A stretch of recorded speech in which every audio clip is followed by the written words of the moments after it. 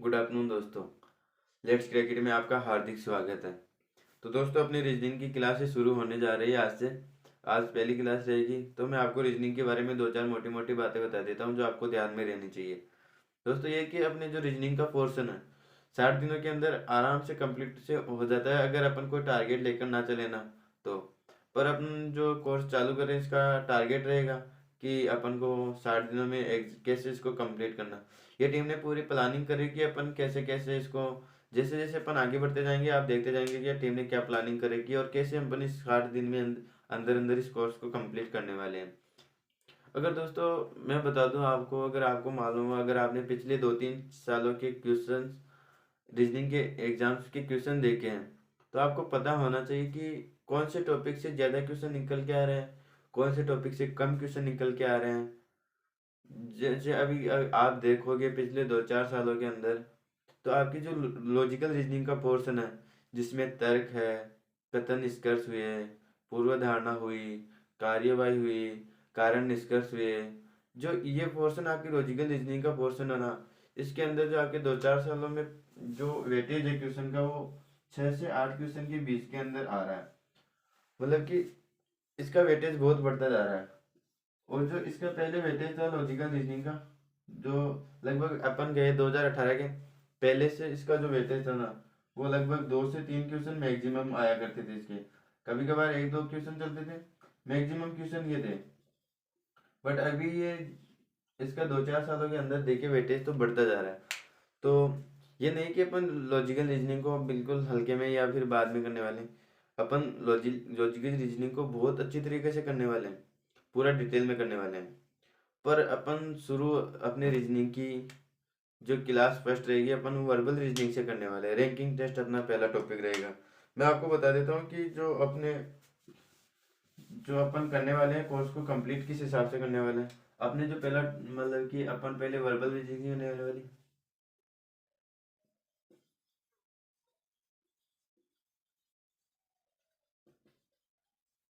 Verbal reasoning के अपन कुछ topic, 4-5 topic करेंगे, फिर उसके बाद में अपन जो आपके लॉजिकल रीजनिंग हो गई,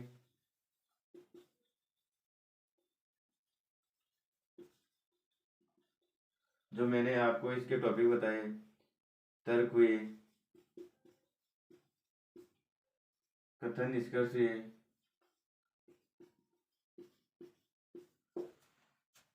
कार्यवाही, पूर्व धारणा हुई,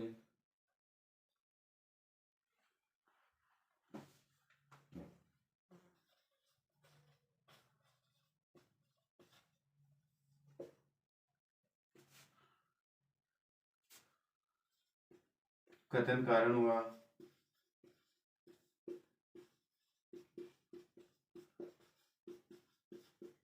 ये जो आपके 5 6 टॉपिक है ना, ये ये कराएंगे। जो अपने वर्बल रीडिंग के जो टॉपिक है, अपन पहला शुरू करने वाले रैंकिंग टेस्ट।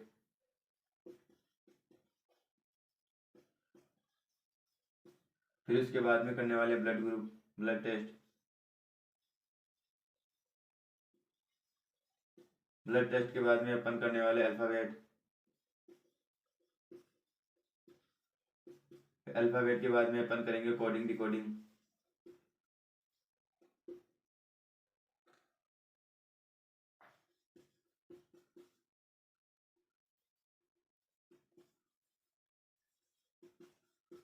ये जो 4-5 टॉपिक है, ये टॉपिक करने के बाद में वर्बल रीजनिंग के 4-5 टॉपिक करेंगे, जो आपके लगभग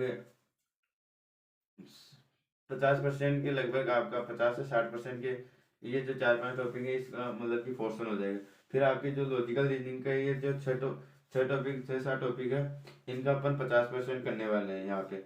मतलब यहाँ पे 3-4 टॉपिक करेंगे अपन। जैसे ये जो 4-5 टॉपिक करेंगे वर्बल रीजनिंग के, उसके बाद में लॉजिकल रीजनिंग के अपन 3-4 टॉपिक कर लेंगे। अपन बीच बीच से करेंगे ताकि आपको ये ज़्यादा बोरिंग हो गए तो अब ये शुरू कर देंगे। फिर इससे थोड़ा सा 3-4 टॉपिक करेंगे। फिर आपके जो नॉन वर्ब, ये जो वापस वर्बल रीजनिंग शुरू कर देंगे। जो इसका पोर्शन बचा हुआ है ना, 50%, वो आपके वापस वर्बल रीजनिंग का पोर्शन चालू कर देंगे। फिर वर्बल रीजनिंग के बाद में वापस इसके दो टॉपिक रह जाएंगे ना, लॉजिकल रीजनिंग के, वो शुरू करेंगे। लॉजिकल रीजनिंग के टॉपिक कंप्लीट होने के बाद में अपन जो अपने रीजनिंग की क्लास से कंप्लीट करने वाले हैं, वो अपन नॉन नॉन वर्बल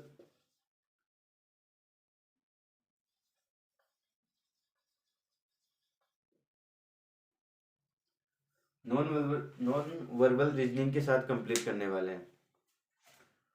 तो आपके मैं बता देता हूँ कि जो आपके ये वर्बल रीजनिंग का जो क्वेश्चन का वेटेज रहता है ना आपके एग्जाम्स के अंदर, वो लगभग 50% वेटेज रहता है।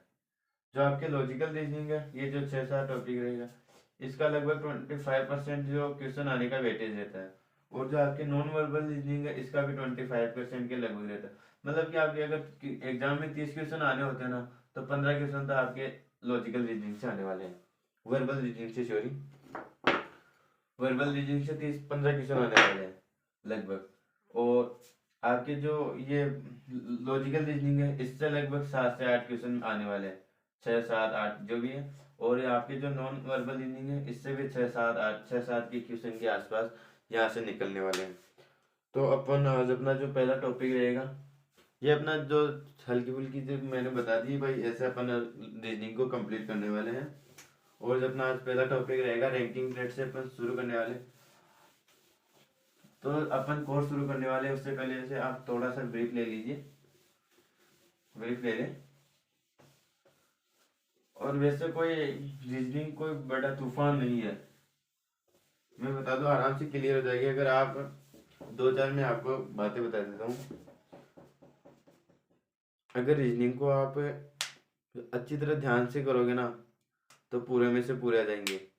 और अगर आपने थोड़ी सी भी लापरवाही की ना, तो आपको लगेगा सही बट वो गलत हो जाएगा। तो मैं बता देता हूँ आपको, जो अपना पहला टॉपिक रहेगा,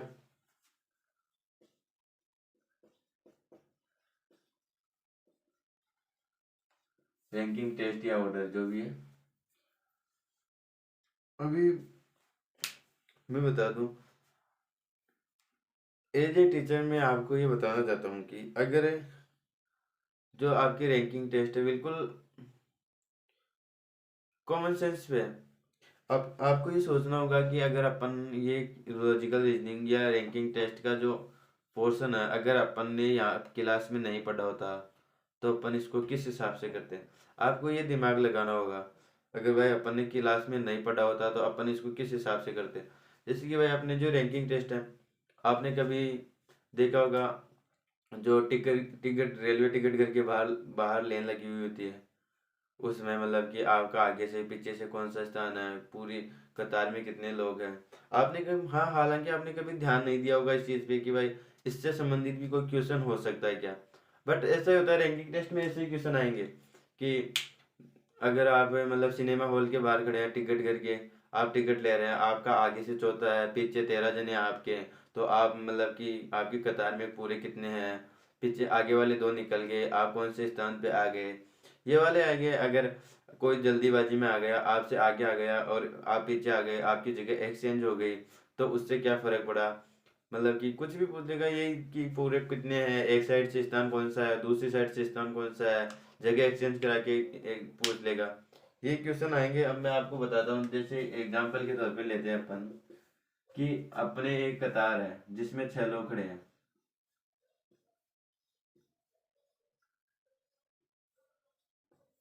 ठीक है, ये 6 लोग हो गए। अब दिखाई दे रहा है अपन को 6 लोग हैं। अपन इस तीसरे नंबर वाले को ले लेते हैं। इस तीसरे नंबर वाले का आगे से तो तीसरा स्थान है, ठीक है, और इसी तीसरे नंबर वाले का पीछे से कौन सा स्थान है, चौथा। समझना अच्छी तरह, देखो, ध्यान से देखो। अपन ने 6 लोग ले लिए, कितने लिए टोटल, 6। अब अपन तीसरे नंबर वाले को ले लेते हैं। इस तीसरे नंबर वाले का आगे से तो तीसरा स्थान है, पीछे से इसका चौथा स्थान है। तो अगर अपन इन दोनों को जोड़ते हैं, 3 और 4 को जोड़ते हैं, तो अपन को क्या प्राप्त होता है, 7।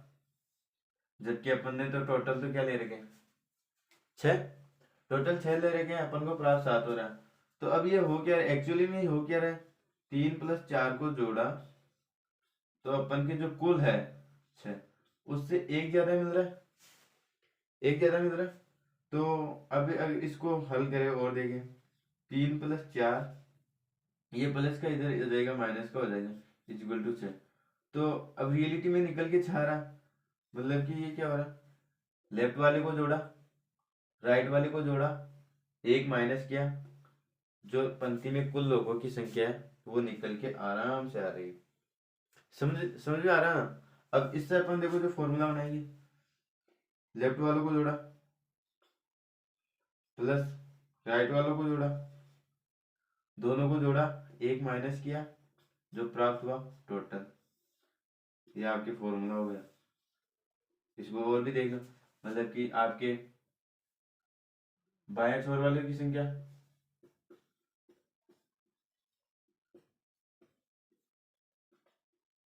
बाएं छोर से स्थान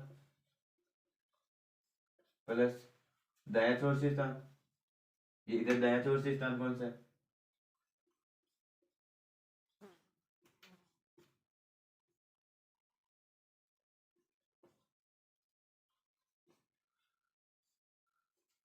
बाएं छोर को जोड़ा +3, दाएं छोर को जोड़ा +4, दोनों में से -1 किया, यहाँ पे -1 लगाओ, इक्वल टू क्या आ रहा है, जो अपने कुल लोगों की संख्या है या कुल संख्या प्राप्त हो रही है अपन को। तो यही तो हुआ ना सेम चीज। मैं आपका ये जो दाया बाया क्लियर कर देता हूँ। अगर जो आपके क्वेश्चन में बाया और ये दाया, बाया मतलब लेफ्ट और दाया मतलब राइट, ठीक। अगर बोले आपको कि राम का बाया से, तो भी आपको बाया लेना है, या लेफ्ट बोले तो। अगर बोले राम का शुरुआत से,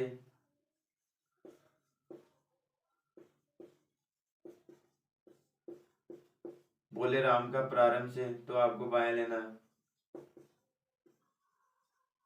बोले राम का आगे से, तो आपको ये लेना। बोले राम का ऊपर से, तो आपको भी बाएं से लेना। अगर बोले राम का दाया ना बोले और बोले राम का अंत से, तो आपको लेना राइट। अगर बोले राम का अंतिम से, तो भी आपको लेफ्ट से लेना, राइट से सॉरी। अगर बोले राम का नीचे से, तो भी आपको उसका स्थान राइट से काउंट करना है। अगर बोले राम का पीछे से, तो भी आपको पीछे से मतलब बोले तो आपको राइट से उसको काउंट करना। ये चीज आपको ध्यान में रखनी चाहिए। ये चीज तो नॉर्मल चीज है जो आपको ध्यान में रखनी चाहिए, ठीक है, ये वाली चीज। अब मैं आपको यहाँ पे बता देता हूँ, अभी ये जो मैं समझा रहा हूँ ये समझ लो आप। अभी आगे क्वेश्चन कराऊंगा तो अच्छी तरह आपको समझ में आ जाएगा। ये फॉर्मूला दिखाई तो दे रहा ना आपको, हाँ ठीक है। अभी आप भी उतार लो, फिर मैं दोबारा समझाता हूँ इसको एक बार।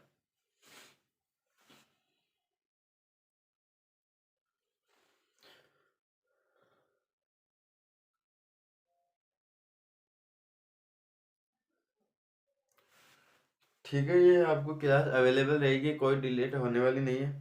तो आप इसको मतलब कि अगर आप पीछे रह जाते हो तो थोड़ा सा पॉज करो और लिख लो, और कॉपी बना लेना नई नोट्स की, ताकि ये क्लास आपको ना पूरी कंप्लीट, कोई रीजनिंग का जो भी पोर्शन आएगा ना आपके, इससे बाहर जाने वाला नहीं है।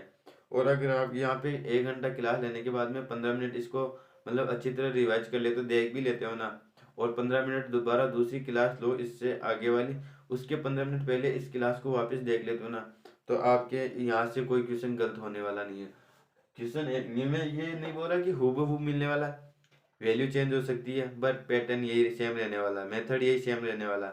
और मैं फॉर्मूले की जगह फॉर्मूले बताऊंगा, बट आपको कॉमन सेंस से, मैं आपको दोनों तरीके बताऊंगा, कॉमन सेंस से कैसे करने वाले हैं इस क्वेश्चन को, फॉर्मूले से कैसे करने वाले हैं, दोनों चीज दिखाऊंगा मैं आपको, ठीक है। अपन क्वेश्चन लेते हैं आगे, क्वेश्चन से अच्छी तरह समझ में आएगा।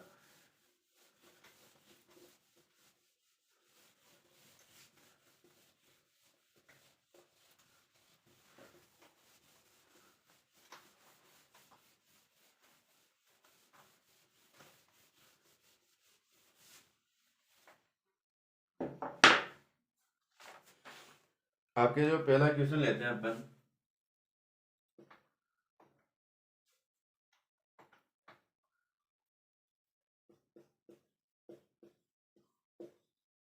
छात्रों की, आप क्वेश्चन चाहो तो साथ में उतार लो। एक पंक्ति में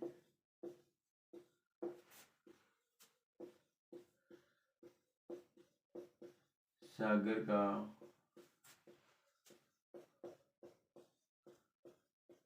आगे से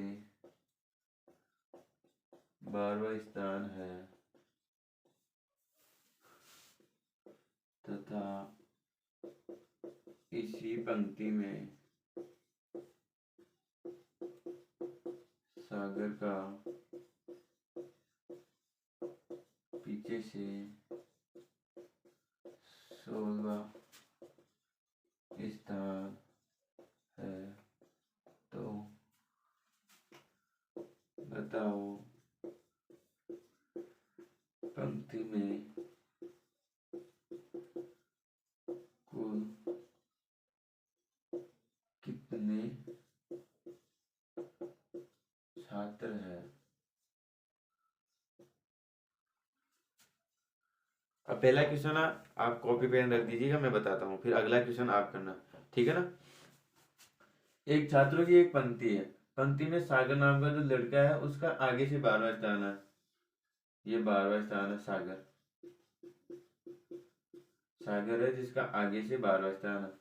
इसी पंक्ति में सागर का पीछे से 16वां स्थान है, ये इधर पीछे से ले लो, ये सागर का 16वां स्थान कर दो, ठीक है।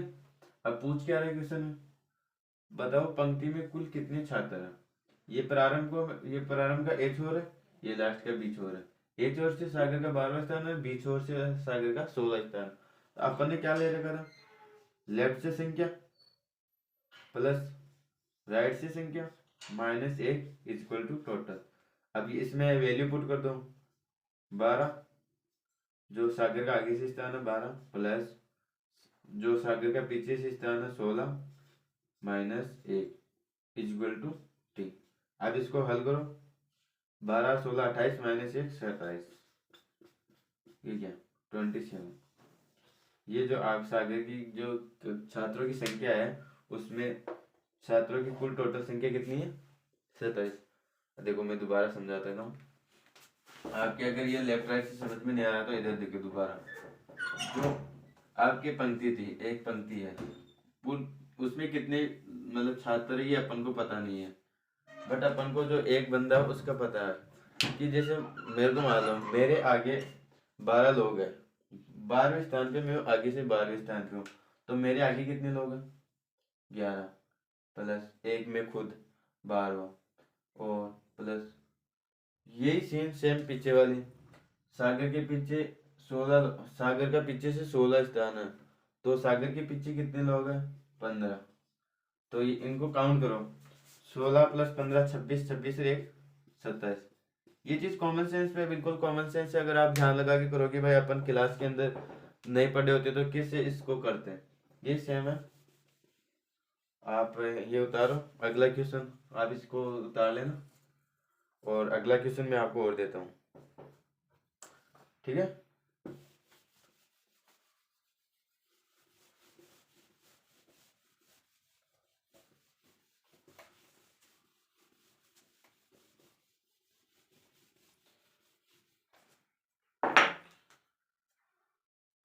क्वेश्चन देखो दूसरा, एग्जाम्पल दूसरा मैं आपको, छात्रों की एक पंक्ति में सोना का आगे से 16वां स्थान है तथा पीछे से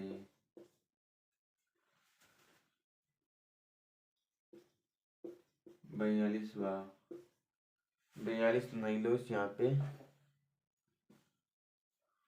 आप यहाँ पे ले लो 28, 28वां स्थान है। तो बताओ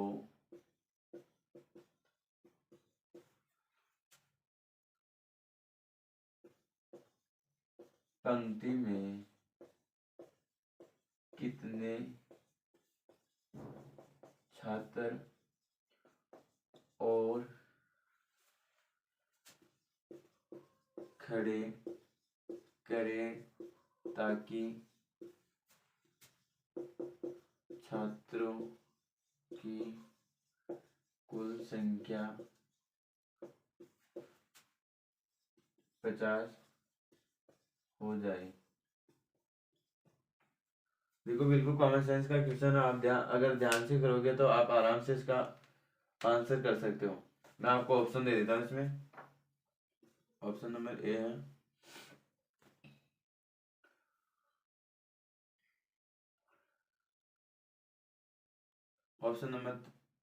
ऑप्शन एक है 7, ऑप्शन बी है 8, ऑप्शन सी है 6, ऑप्शन डी है 9। देखो बिल्कुल ध्यान से करना।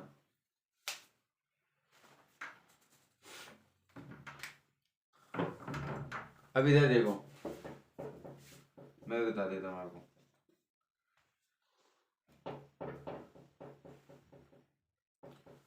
जो आपके सोना नाम का छात्र है उसका आगे से कौन सा स्थान है? 16। उसी सोना नाम के छात्र का पीछे से कौन सा स्थान है? 28वां। तो पंक्ति में आप ये निकाल सकते हो कुल कितने छात्र हैं। निकाल सकते हो ना, पंक्ति में कुल कितने छात्र हो गए। एक बाएं छोर से स्थान कौन सा? 16 प्लस दाएं छोर से कौन सा स्थान है सोनू का? 18वां 28वां। दोनों माइनस जोड़ो, -1 किया इक्वल टू कुल छात्र प्राप्त हो जाएंगे। कुल कितने प्राप्त हो रहे हैं? 16 और 28 कितने? 44 -1 इज इक्वल टू कुल कुल प्राप्त होंगे। तो कुल इज इक्वल टू क्या हो गया? 43। मतलब कि पंक्ति में कुल कितने छात्र हैं? 43 छात्र है। अब क्वेश्चन तो यहाँ पे खत्म नहीं हुआ। कुछ लोग 43 आंसर दे रहे हैं बट वो ऑप्शन में मिलेगा नहीं। ऑप्शन में हो सकता है ये भी दे दे एग्जामिनर, पहला ऑप्शन ही यही दे 43। तो आप जल्दीबाजी में 43 करो, ये आपका गलत हो जाए। क्वेश्चन आगे दे रहेगा, आगे पढ़ो क्वेश्चन को। तो बताओ पंक्ति में कितने छात्र और खड़े करें ताकि छात्रों की कुल संख्या 50 हो जाए। 43 तो ऑलमोस्ट है। अब पंक्ति में अपन को छात्र 50 खड़े करने, तो 50 छात्र खड़े करने, तो 43 घटा दो 50 में से। 7 जनों की रिक्वायरमेंट और 7 छात्र खड़े करेंगे पंक्ति में। 7 छात्र या तो और जोड़ दो, 43 में 7 जोड़ देंगे तो 50 हो जाएगा, या पंक्ति के अंदर 7 छात्र खड़े कर दो तो 50 छात्र आ जाएंगे। तो क्वेश्चन ये पूछ रहा है, अपना जो आंसर आएगा 7 पे जाएगा। पंक्ति में कुल कितने छात्र खड़े करे ताकि 50 हो जाए। तो ऑप्शन नंबर 1 करेक्ट होगा इसका आंसर 7। समझ रहे हो ना। अब देखो एक ही क्वेश्चन को मैं 2 बार समझाऊं, इससे तो अच्छा है कि सेम क्वेश्चन में एक क्वेश्चन और आगे दूसरा ले लूं सेम अलग वैल्यू के साथ, तो वो अच्छा रहेगा ना, है ना। गुड। तो इसको उतारो, मैं आप सेम क्वेश्चन और लेता हूँ ताकि आपको समझ में आए। इसको उतारो।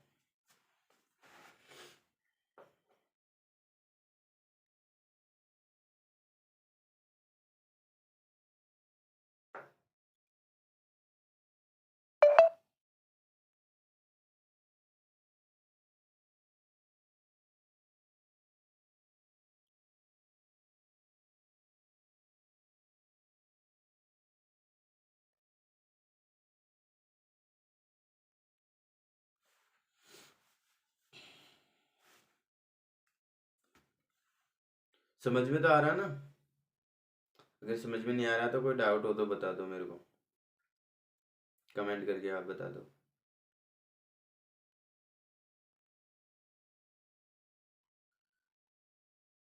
ओके।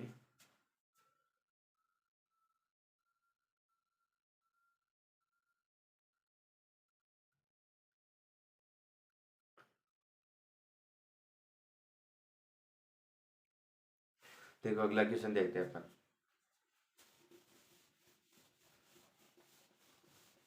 उतार तो लिया ना सबने।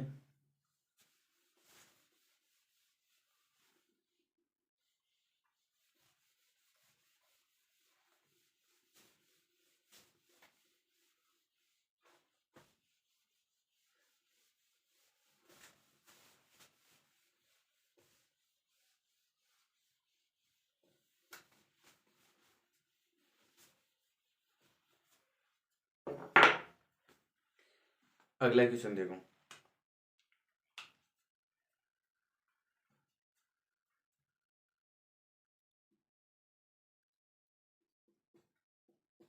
छात्रों की एक पंक्ति में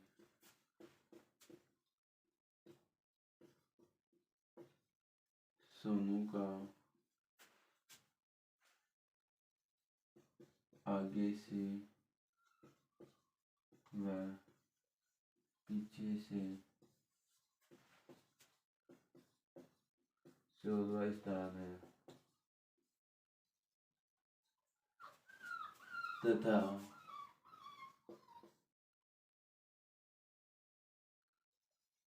छात्राओं की पंक्ति में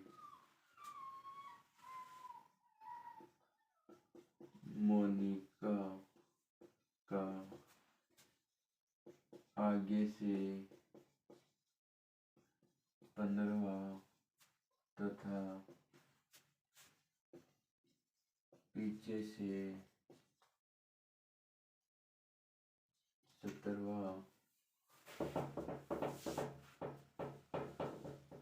स्थान है तो बताओ कक्षा में कुल कितने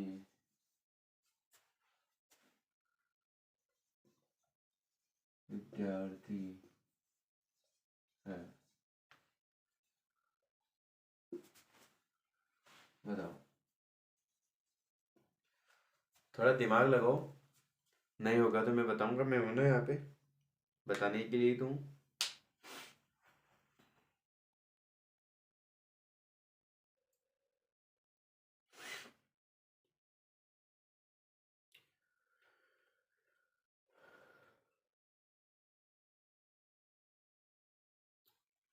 इधर देखो, ये कक्षा की बात हो रही, कक्षा की। एक कक्षा में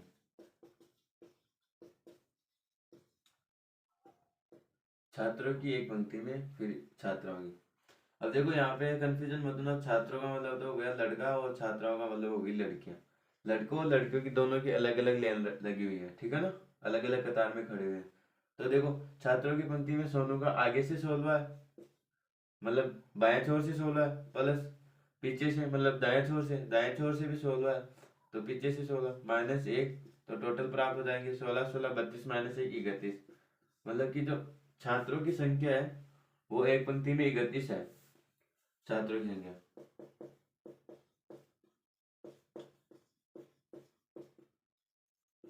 ठीक है, अब निकालते हैं छात्राओं की संख्या।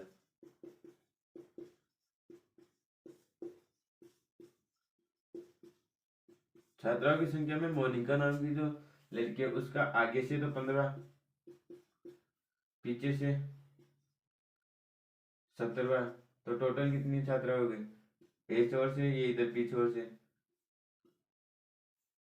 ये जो टोटल निकलेगा तो 15, आगे से एक छोर से 15 प्लस दूसरे छोर से 17 माइनस 1 कर देंगे, इक्वल टू टोटल कुल छात्राएं प्राप्त हो जाएगी छात्राएं। तो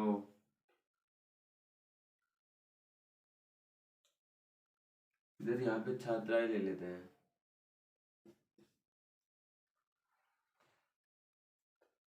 या छात्राओं, ठीक है। कुल छात्राएं कितनी हुई, 32 माइनस 31, 31 से छात्राएं निकल गई, कुल छात्राएं। अब जो विद्या आपको पूछा क्या है क्वेश्चन में, तो बताओ कि कक्षा में कुल कितने विद्यार्थी हैं। जो विद्यार्थी हैं आपके छात्र भी होंगे और छात्राएं भी होगी, दोनों मिलकर तो होंगे। 31 ही तो छात्र है, प्लस 31 ही कौन है, छात्र है। तो जो विद्यार्थी आएंगे, कुल कितने विद्यार्थी आ जाएंगे, 62। ये आपका आंसर रहेगा। ठीक है, समझ में आ रहा ना। इसमें दोनों दो दो दो लोग दिए, दोनों का स्थान दे दिया, कुल विद्यार्थी अपन ने निकाले दोनों के, दोनों को निकाल के दोनों को जोड़ दिया। ठीक है ना, ये देखो अच्छी तरह से। और नहीं आ रहा हो कमेंट करके पूछ सकते हैं आप।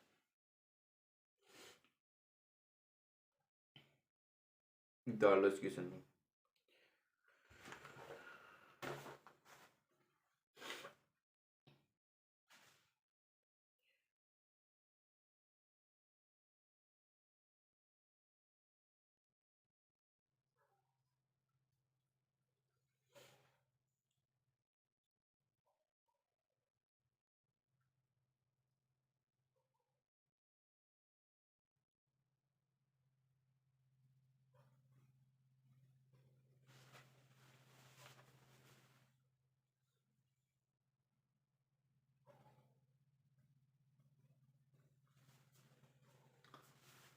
ठीक है,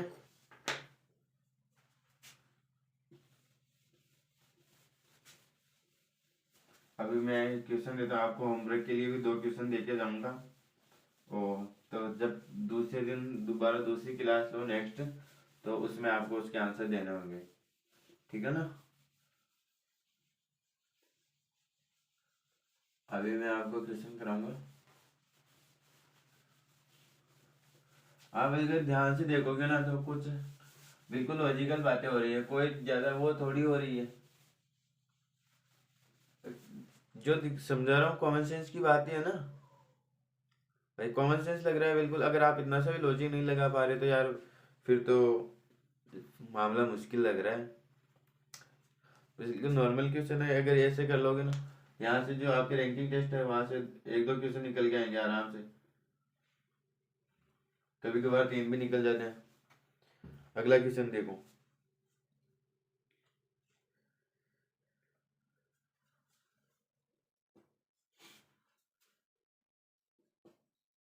एक कक्षा में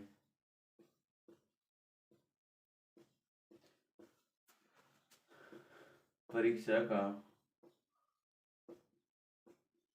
आयोजन हुआ,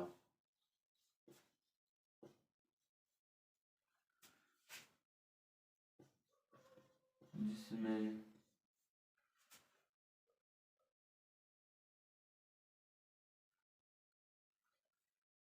जिसमें उत्तीर्ण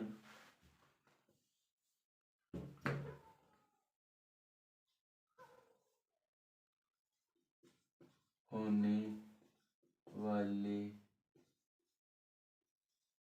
विद्यार्थियों की पंक्ति में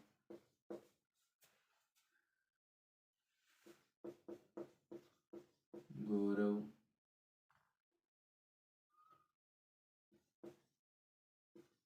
का आगे से 15वां तथा पीछे से, या आप आगे पीछे तो समझ गए होंगे, यहाँ पे कुछ अलग लेते हैं। बाया छोर से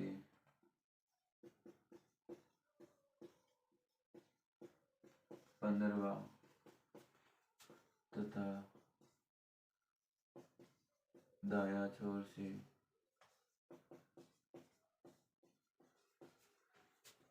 18वां स्थान है, तथा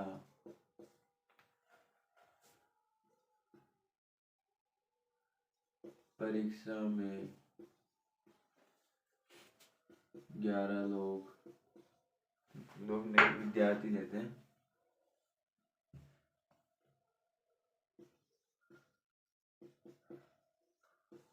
विद्यार्थी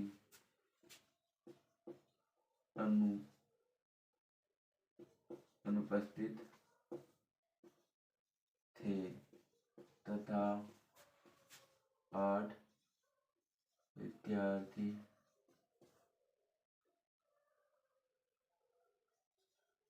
अनुत्तीर्ण हुए तो बताओ कक्षा में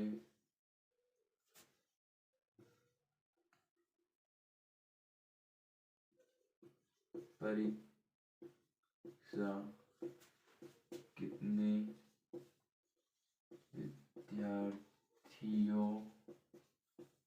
ने उत्तीर्ण की वह कक्षा में कुल विद्यार्थी कितने है। ये क्वेश्चन, देखो क्वेश्चन दिखने में बहुत बड़ा लग रहा होगा, बट इसका आंसर 2-3 लाइनों का, लास्ट 2-3 लाइनों का, ज्यादा बड़ा क्वेश्चन है।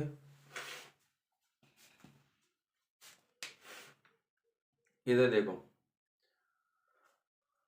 आपको घर करने के लिए होमवर्क मिलेगा, आप वो करके लेके आना। अभी मैं आपको 2-4 क्वेश्चन समझा देता हूँ, ठीक है। अगर आप कर सकते हो तो बताओ इसका आंसर, वेट करूँ क्या, बता पाओ तो कमेंट करके बताओ। ठीक है, चलो कोई बात नहीं, मैं बता देता हूँ। तो देखो क्वेश्चन को अच्छी तरह समझो। एक कक्षा में परीक्षा का आयोजन हुआ जिसमें उत्तीर्ण होने वाले विद्यार्थियों की पंक्ति,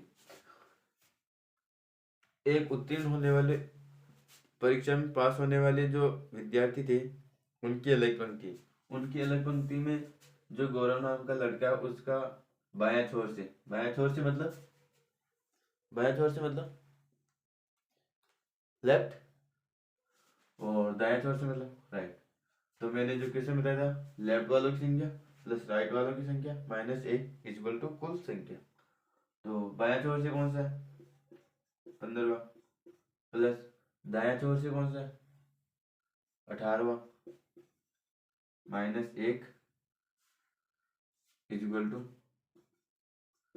कुल उत्तीर्ण विद्यार्थी।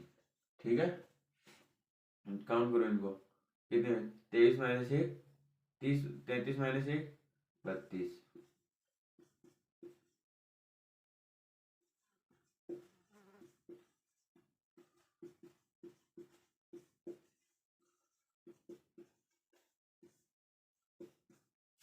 जो आपके 32 हो गए जिन्होंने परीक्षा उत्तीर्ण की, कक्षा में परीक्षा का आयोजन हुआ जिसमें 32 लोगों ने परीक्षा उत्तीर्ण की। ठीक है, अब अगला आगे आगे क्यों क्या पूछ रहा है क्वेश्चन के अंदर, तो सर परीक्षा में 11 विद्यार्थी अनुपस्थित थे।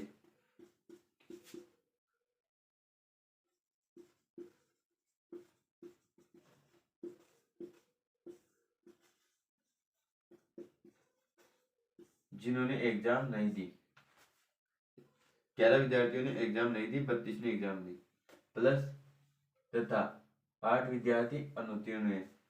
8 विद्यार्थी अनुत्तीर्ण हुए मतलब एग्जाम तो दी,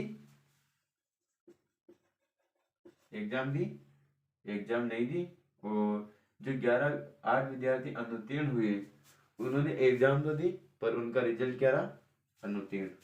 तो जो 8 विद्यार्थी है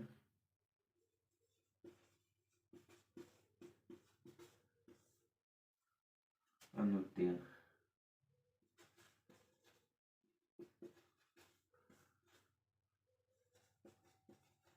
एग्जाम दी। अब क्वेश्चन में क्या पूछा है, क्वेश्चन में पूछा तो बताओ कक्षा में परीक्षा कितने विद्यार्थियों ने उत्तीर्ण की। तो परीक्षा कितने विद्यार्थियों ने, 32 विद्यार्थियों ने। अपने जो पहली लाइन में आंसर निकला वो इसका आंसर है, परीक्षा में 32 विद्यार्थियों ने परीक्षा उत्तीर्ण की। ठीक है,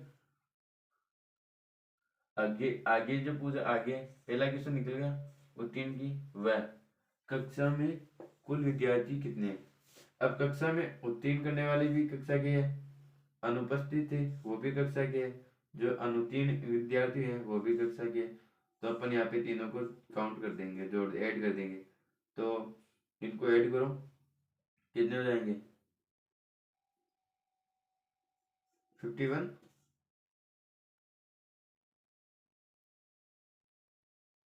ठीक है,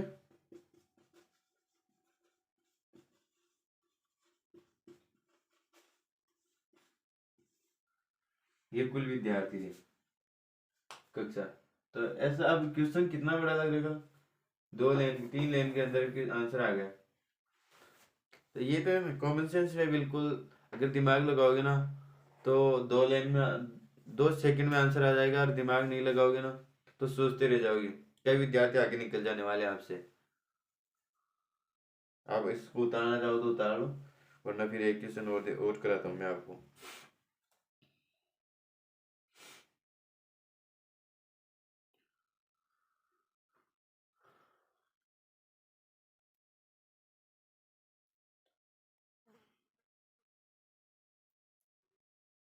अगर कोई डाउट रहता है क्लास होने के बाद में तो आप कमेंट सेक्शन में डाल देना, मैं हर कमेंट का जवाब दूंगा खुद। और कोई क्वेश्चन हो तो अगर नहीं आ रहा तो वो कमेंट सेक्शन में डाल दो। और मैं आपको कल चैनल का नाम बता दे दूंगा, टेलीग्राम चैनल का, तो आप वहाँ पे भी शेयर कर सकते हैं कोई भी क्वेश्चन हो।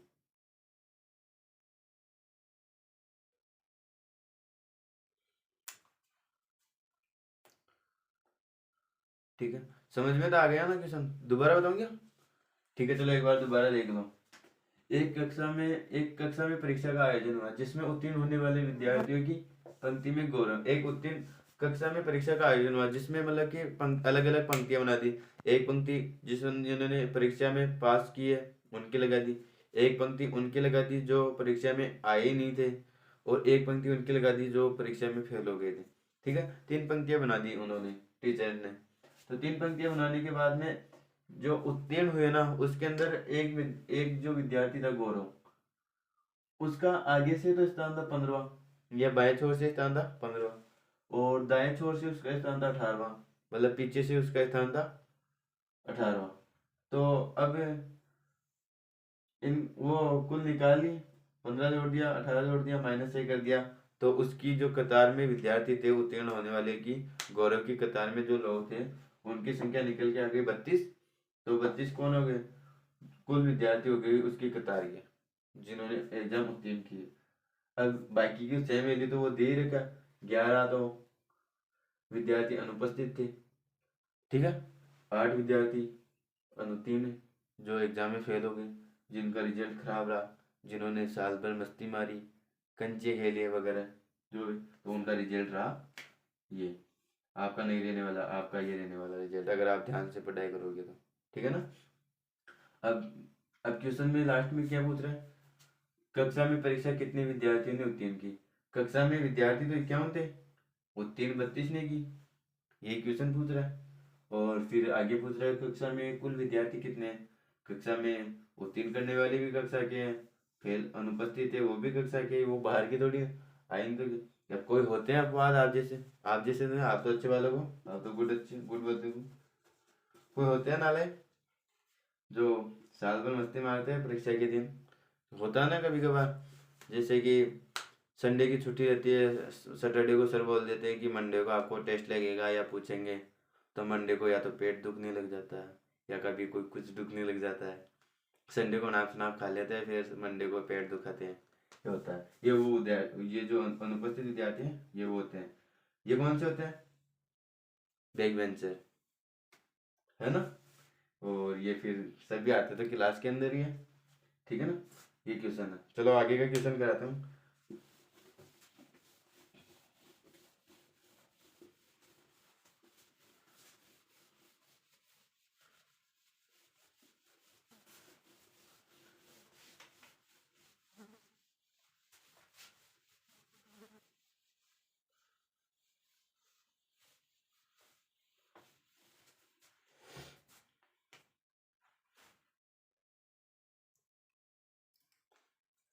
क्वेश्चन है, ब्लैक सही रहेगा या रेड सही रहेगा? मेरे को लगता है ब्लैक से या रेड से सही दिखाई देता है। ब्लैक थोड़ा चल कम रहा है। दोनों ठीक ही लग रहे हैं मेरे को। ठीक है चलो, मैं अभी रेड से कराता हूँ।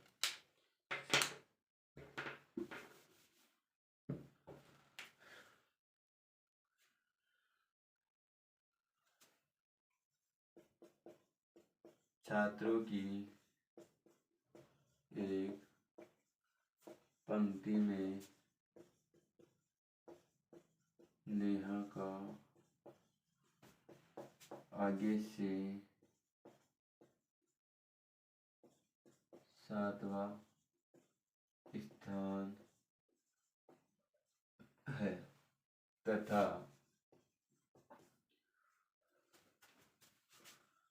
उसी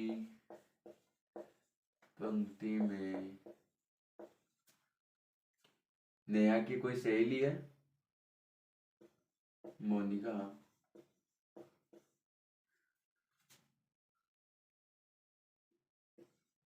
पीछे से 12वां स्थान है। अगर दोनों सहमत होकर अपना स्थान आपस में बदल लेती है तो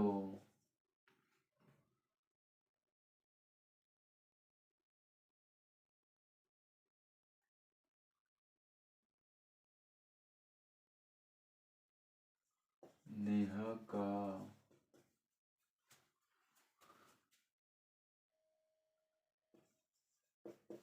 आगे से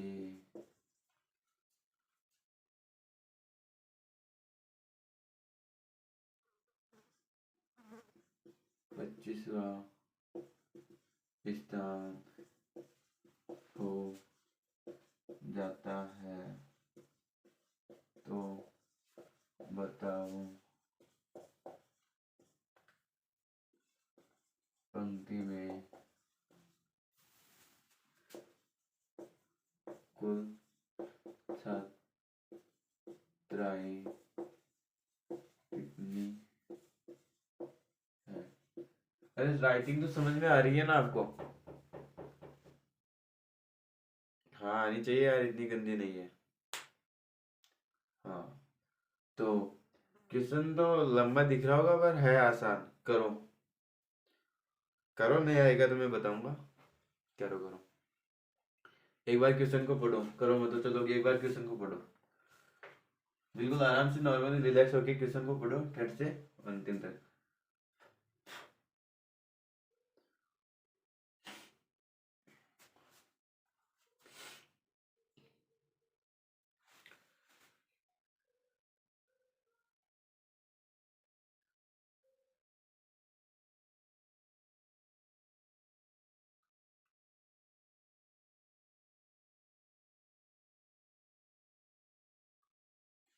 देखो मैं कराता हूँ आपको एक क्वेश्चन।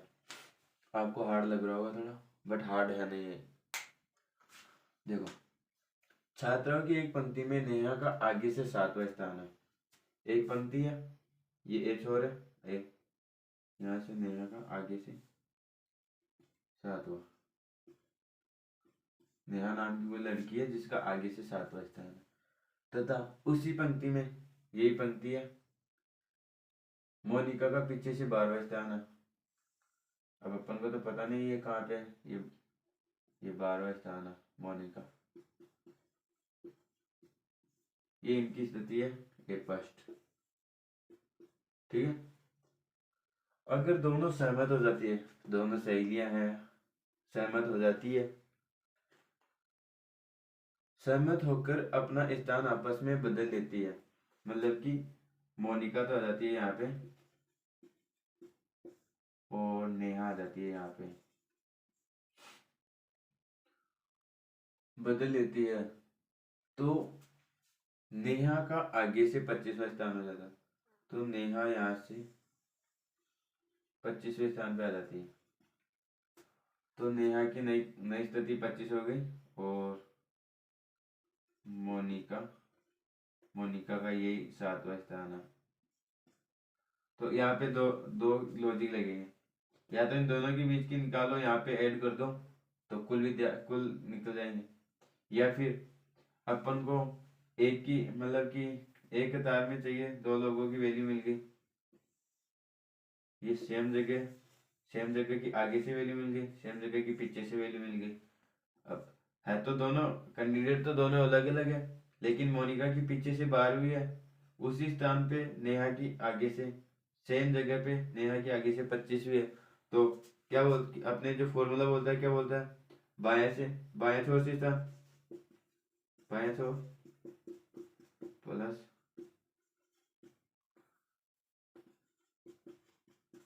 दायां छोर -1 इज इक्वल टू कुल। ठीक है ना। तो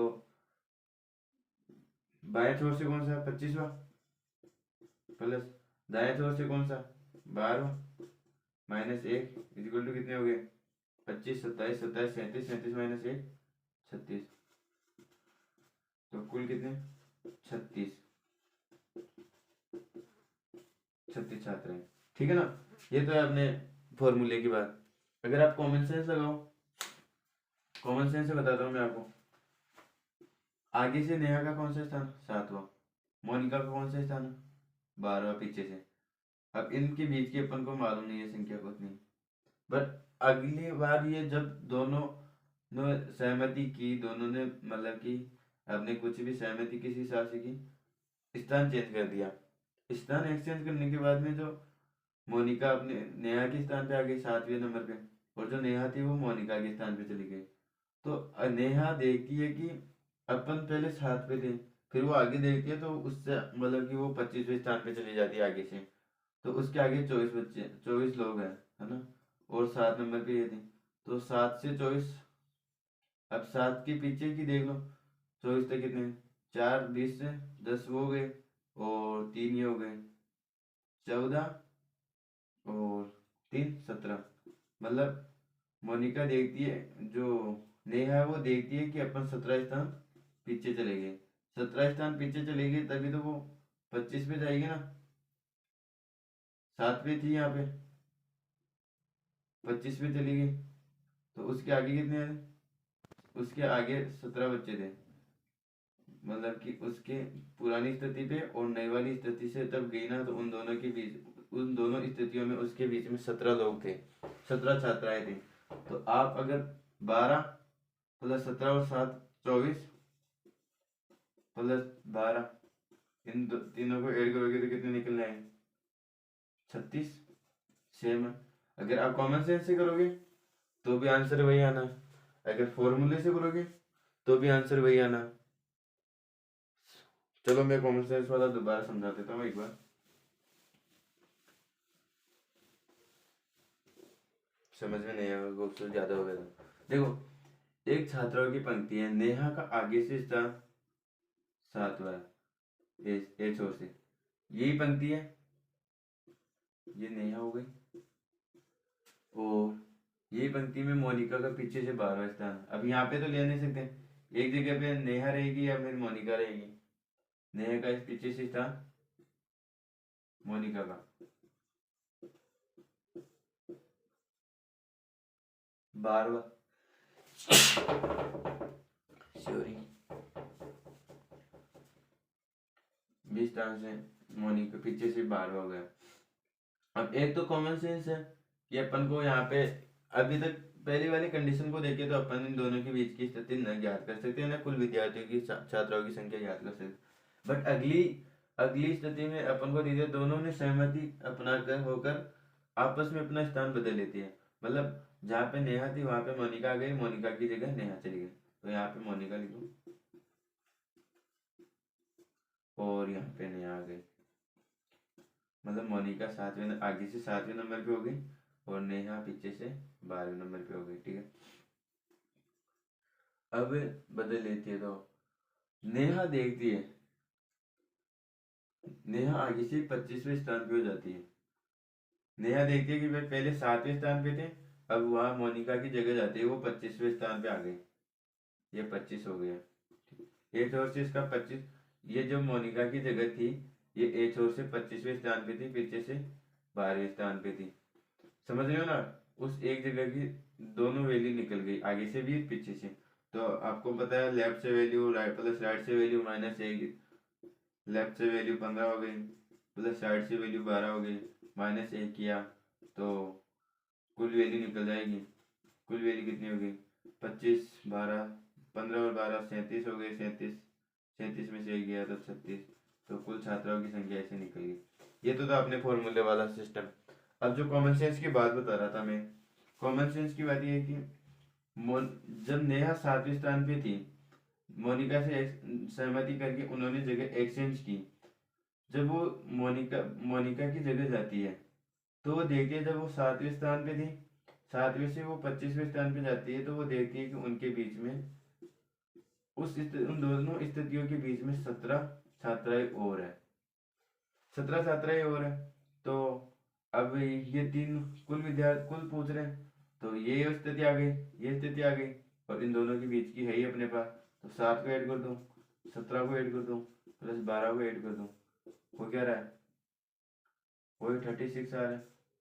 सेम बात तो सेम है ना, यहाँ पे भी एक्चुअली हो तो यही रहा ना कि 17 और इसको जोड़ रहे हैं, 7 को 24, ये वाली स्थिति, और इधर से ये ऊपर वाली 12 वाली स्थिति। यहाँ पे 24 जोड़ रहे हैं, 25 नहीं जोड़ रहे क्योंकि ऑलरेडी एक माइनस कर चुके हैं, यहाँ पे एक माइनस भी तो नहीं करे ना, तो आंसर तो वही आने वाला है 36 ही। बस कॉमन सेंस की बात है, अगर आप दिमाग ध्यान से करोगे तो क्विज से भी कर लो, आंसर वही आना है सेम ही। ठीक है ना।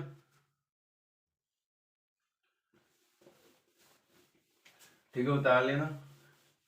अभी मैं आपको एक क्वेश्चन दे देता हूँ।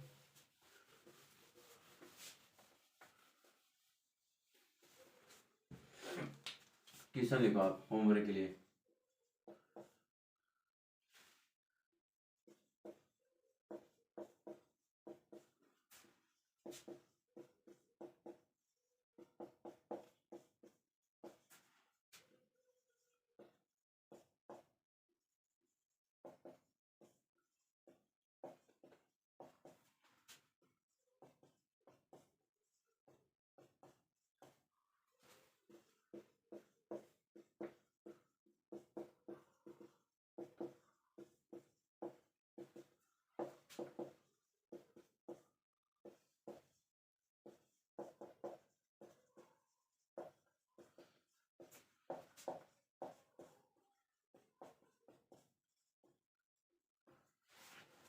ये आपके HW का होमवर्क के क्वेश्चन रहेगा, आपको ये करके लेके आना है। कल जब मैं आऊँ तो इसका आंसर कमेंट में डालना। ठीक है। तो क्लास कैसी रही, अगर क्लास आपको अच्छी लगी है तो लाइक करना, शेयर करना, कमेंट करना, और कोई भी डाउट हो तो कमेंट में डाल देना, कमेंट सेक्शन में डाल देना, और मैं देखता रहूँगा, तो आपके जो भी आंसर होगा, डाउट होगा, उसका मैं आंसर दे दूँगा। ठीक है। धन्यवाद। Take care. नेक्स्ट क्लास में मिलते हैं जल्दी। Thank you.